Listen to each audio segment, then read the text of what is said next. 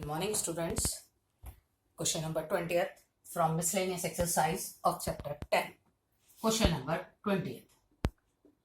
20th question is, if the sum of perpendicular distance of a variable point pxy from the lines x plus y minus 5, x plus y minus 5 is equal to 0 and 3x minus 2y and 3x minus 2y plus 7 is equal to 0 is always 10.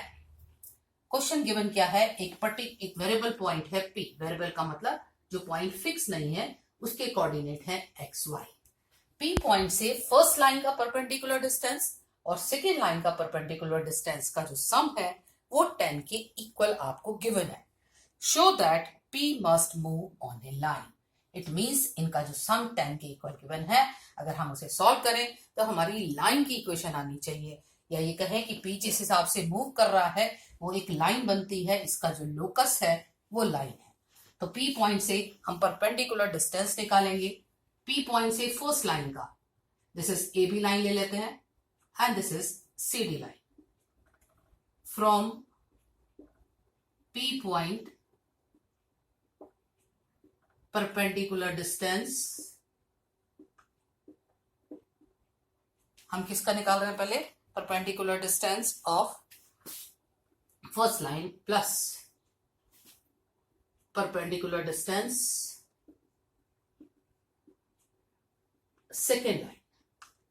First line का sum, p point से first line का perpendicular distance का sum और second line का perpendicular sum जो है वो equal दे रखा है. सॉरी, इक्वल नहीं, सम उनका जो गिवन है वो आपको 10 गिवन है. 10. तो हमने क्या दे रखा है कि परपेंडिकुलर डिस्टेंस का फॉर्मूला लगा लेंगे और हमें ये प्रूव करना है कि जो बनेगी चीज वो हमारी लाइन बननी चाहिए. तो हम परपेंडिकुलर डिस्टेंस का फॉर्मूला लगाते हैं. p पॉइंट से ए बी लाइन का परपेंडिकुलर डिस्टेंस कितना होगा, x plus y minus 5 divided by under root 1 plus 1. ये है ए बी लाइन का परपेंडिकुलर डिस्टेंस, या कहें फर्स्ट लाइन का परपेंडिकुलर डिस्टेंस. सेकेंड लाइन या सी डी लाइन का perpendicular distance 3x minus 2y plus 7 divided by under root 9 plus 4. This is equal to 10. ये हमें गिवन है कि first line A B line का परपेंडिकुलर डिस्टेंस और C D line का perpendicular distance का जो सम है वो 10 के इक्वल है, और हमें प्रूव करना है कि p का जो लोकस है या जो p जो मूव करता है वो एक लाइन के ऊपर मूव करता है. अब अगर इस मॉड के साइन को हटा दें तो हम क्या लगाते हैं, प्लस एंड माइनस.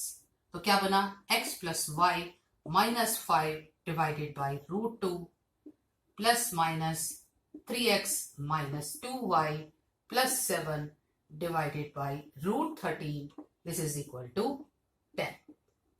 अब अगर चेक करें तो ये एक तरह से 4 लाइंस की इक्वेशन है. अगर हम इनको सॉल्व करें तो 4 लाइंस की इक्वेशन आएंगी. कैसे आएंगी, एक बार दोनों पॉजिटिव, एक बार first positive second negative, third time first negative second वाला positive, and last fourth time both are negative. तो ये क्या है हमारे पास, which is a set of 4 lines. हमें यही प्रूव करना था कि इनका जो सम आना चाहिए वो हमारे पास एक लाइन की इक्वेशन आनी चाहिए. हमारे पास क्या हो गई, 4 लाइंस का सेट बन गया. क्योंकि 4 किस लिए कह रहे हैं, क्योंकि हमारे साइन जो है पॉजिटिव नेगेटिव पॉजिटिव नेगेटिव. तो एक बार बोथ आर पॉजिटिव, एक बार नेगेटिव, एक पॉजिटिव एक negative. Now question number 21. Find the equation of the line which is equidistant from these 2 parallel line. एक पैरेलल लाइन का हमें निकालनी है इक्वेशन जो कि इन 2 पैरेलल लाइन के साथ इक्वल डिस्टेंस पे है. इक्वल डिस्टेंस पे मतलब क्या होगा, हमारी लाइन क्या होगी, इनके मिड में होगी, तभी बराबर होगी. एक लाइन हमें ये दे रखी है, दूसरी लाइन है 3x plus 2y plus 6 is equal to 0. तो हम क्या करें, इस इक्वेशन को भी इसी फॉर्म में ले आए. हालांकि स्लोप निकालेंगे वही आएगा माइनस 9/6, उसका भी माइनस 9/6 को सिंप्लीफाई करेंगे तो हम ये काम करते हैं 3 से डिवाइड कर दिया, तो 3x plus 2y minus 7/3 is equal to 0. तो हमारे क्या क्या रखा है उसने, हम ले लेते हैं, ये है A B. A B line की इक्वेशन हो गई 3x plus 2y minus 7/3 is equal to 0। हमें निकालनी है सपोज सी डी लाइन की इक्वेशन, और ये है हमारे पास EF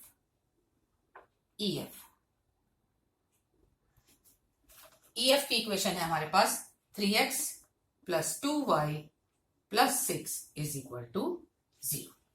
तो हमें क्या दे रखा है, इसका दोनों लाइन डिस्टेंस है वो डिस्टेंस इक्वल दे रखा है और हमें उसकी वैल्यू निकालनी है। जब डिस्टेंस इक्वल दे रखा है तो हम क्या करेंगे, पैरेलल लाइंस हैं तो सेम ही आएगी, सिर्फ फर्क क्या आएगा पैरेलल लाइंस के अंदर, सिर्फ हमारे पास जो फर्क आएगा वो कांस्टेंट टर्म का फर्क आएगा, कांस्टेंट टर्म का। तो हम अपनी लाइन लिख लें, equation of line CD line की इक्वेशन क्या होगी हमारे पास, 3x plus 2y plus k is equal to 0। Parallel lines है तो स्लोप सेम होगा, सिर्फ फर्क जो होता है वो कांस्टेंट टाइम का फर्क होता है।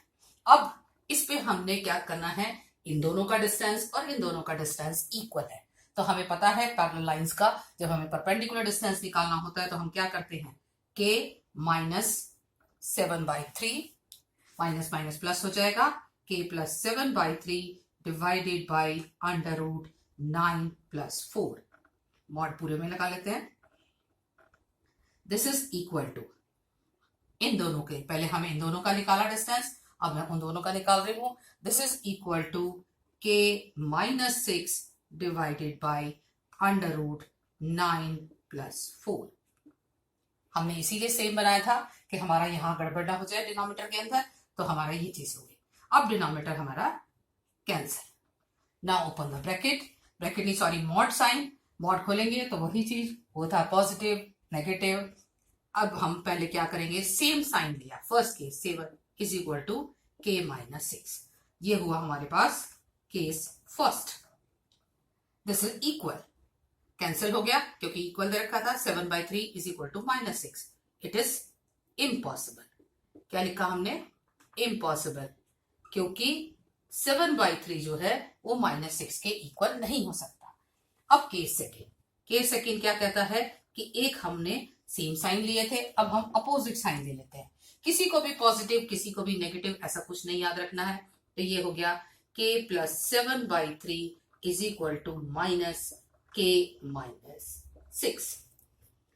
कितना हो जाएगा, 2k इज इक्वल टू, ये हो जाएगा 6 minus 7/3, this is equal to 11/3, और k की वैल्यू कितनी हो गई, 11/6।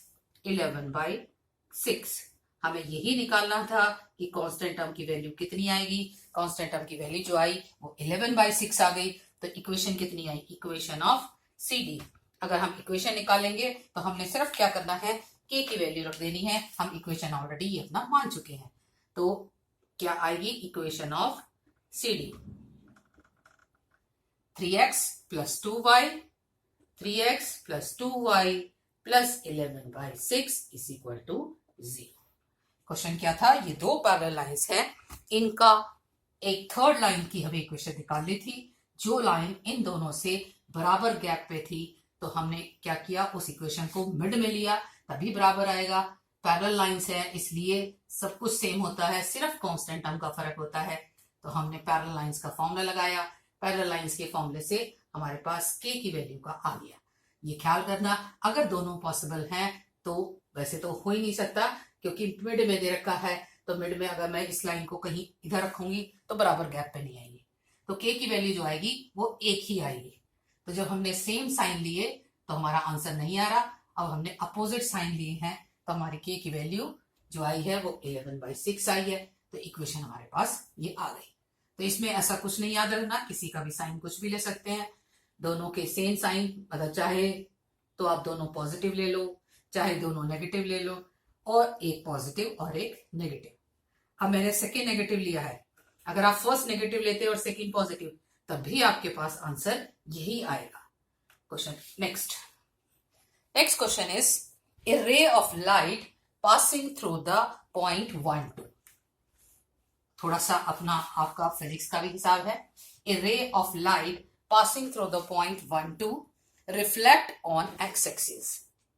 समझ आ गई? एक लाइट की रे है जो 1 2 से पास हो रही है और रिफ्लेक्ट कहां होती है?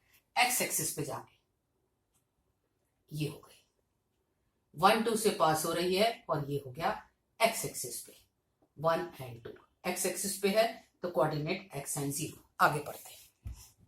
Reflected x axis at the point A, this is point A, and the reflected ray passes through the point 5 3। और जो रिफ्लेक्टेड रे है वो हमारी कहां पास हो रही है? ये रिफ्लेक्टेड रे हो गई, ये पास हो रही है 5 and 3 से, 5 and 3 से। अब आगे क्वेश्चन ये है, फाइंड द कोऑर्डिनेट्स ऑफ ए। हमने इसे P पॉइंट ले लिया, इसे A दे रखा था, इसे हमने Q पॉइंट ले लेते हैं और ये हमने इसके ऊपर परपेंडिकुलर डाल दिया तो ये N पॉइंट हो गया। ये एंगल थीटा होता है, आपको पता है कि ये बराबर उस पर रिफ्लेक्ट होती है। ये थीटा हो गया, ये वाला एंगल जो हो गया इतना बचा हुआ ये हो गया 90 माइनस थीटा। अब क्वेश्चन स्टार्ट करते हैं। हमें कोऑर्डिनेट निकालने हैं एक्स के। हम क्या चीज चेक करनी है? हम चाहे तो स्लोप से चेक कर सकते हैं। स्लोप हम क्यू ए का भी निकाल लें, ए क्यू का और ए पी का, दोनों का स्लोप निकाल लें और स्लोप से भी इजीली आंसर आ जाएगा। अगर क्यू ए का स्लोप निकाला जाए, चलो स्लोप दो तरीके से निकाल सकते हैं। हमें एंगल भी पता है और पॉइंट के कोऑर्डिनेट भी पता है। Slope of A Q line कितना आएगा? 10 90 minus theta, this is equal to cot theta. 90 में क्या होता है? टिग्नोमेट्रिक रेशियो चेंज होगा और दूसरा ये है 90 माइनस थीटा फर्स्ट क्वाड्रेंट में है तो इसलिए हमारे पास पॉजिटिव रहेंगे। दूसरा, अगर हम 2 पॉइंट फॉर्म से निकालें, 2 पॉइंट फॉर्म से, तो हमारे पास क्या है? एक पॉइंट है क्या? x0 और एक है 5 3। तब स्लोप कितना आएगा? हम स्लोप इसी लाइन का निकाल रहे हैं, तब कितना आएगा? 3 minus 0 divided by 5 minus x. ये भी हमने किसका निकाला? स्लोप ए क्यू लाइन का। दो तरीके से मेथड से निकाला, एक एंगल से निकाला, एक दूसरा से। तो इसका मतलब ये और ये हमारे पास दोनों इक्वल होंगे क्योंकि दोनों एक ही लाइन के स्लोप है। तो कॉट थीटा की वैल्यू हमें यहां से क्या मिली? 3/5 माइनस एक्स। अब slope of P A, slope of P A line, इसे क्यू ए लिख लेते हैं ए क्यू के बजाय, चाहे इसे लिख लेते हैं ए क्यू, क्यू ए सॉरी, इसे लिख सकते हैं P A, slope of P A. अब ये एंगल थीटा है, इतना 90 है, तो ये पूरा का पूरा एंगल कितना होगा? 90 plus theta, 10 90 plus theta, this is equal to minus cot theta. 90 में टिग्नोमेट्रिक रेशियो भी चेंज हुआ और 90 प्लस सेकेंड क्वाड्रेंट में 10 नेगेटिव होता है। दूसरा, हम वही 2 पॉइंट फॉर्म से निकालेंगे। 2 पॉइंट फॉर्म से अगर हमने चेक किया तो कितना आएगा? 2 पॉइंट फॉर्म से हमारे पास कितना बना? जाके ये आया हमारे पास कितना? ये फॉर्म है हमारे पास x0 and 1 2, तो ये आ गया slope 2 minus 0 divided by 1 minus x. ये हमारे पास थर्ड इक्वेशन थी और ये है हमारे पास fourth equation. From third and fourth क्या चीज बनेगी? From third and fourth cot theta is equal to 2/x minus 1। एक इक्वेशन हमारे पास ये बनी, इसे हमने ए दे दिया नाम, चलिए इसे हमने बी दे दिया। दोनों कॉट थीटा के इक्वल हैं from A equation A and B. क्या चीज हो जाएगी? From equation A and B दोनों कॉट थीटा के इक्वल हैं, तो 3/5 minus x is equal to 2/x minus 1, cross multiply 3x minus 3 is equal to 10 minus 2x, and answer is 5x is equal to 13 and x is equal to 13/5. तो coordinate क्या है? 13/5 and 0, 13/5